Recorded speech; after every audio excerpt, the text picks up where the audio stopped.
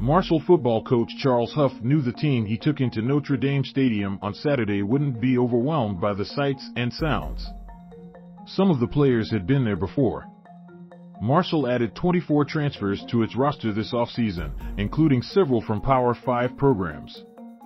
"We've got 3 guys from Florida State. They all played Notre Dame last year," Huff told ESPN on Sunday. The team wasn't as caught up in the gold helmets as it was, "Hey, this is an opportunity to play a good team, and we've got to play really well." Where college football is now, the intimidation factor probably goes out the window.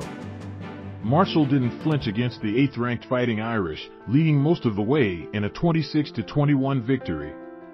The Thundering Herd, who were a 3-touchdown underdog coming into the game, recorded their second win ever against an AP Top 10 opponent and the first since 2003 against No. Marshall, a first-year member of the Sun Belt, helped highlight a huge day for the conference, which also saw Appalachian State stun No. 6 Texas A&M 17-14 and Georgia Southern beat Nebraska 45-42. Several transfers factored into Marshall's win, including running back Khalan Laborn, who was dismissed from Florida State in 2020 for violating team rules. He rushed for 163 yards and a touchdown against Notre Dame. Quarterback Henry Colombi, a transfer from Texas Tech, completed 16 of 21 passes for 145 yards and a touchdown. "When we hit the transfer portal this offseason, we were getting some guys that played considerable snaps in places," Huff said. "We weren't just getting a guy that went to some SEC school and never played.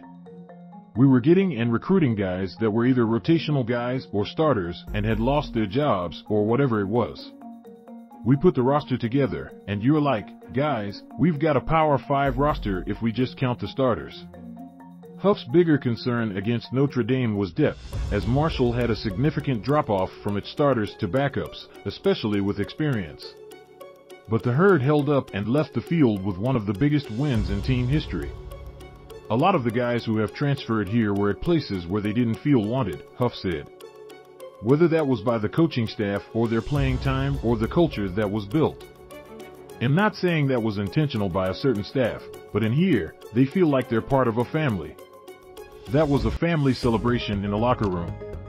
It was old players, new players, players who had been here for 6 years, players who had been here for 6 months, who all kind of came here and threw their chips in the middle of the table and said, "We're going to do this together."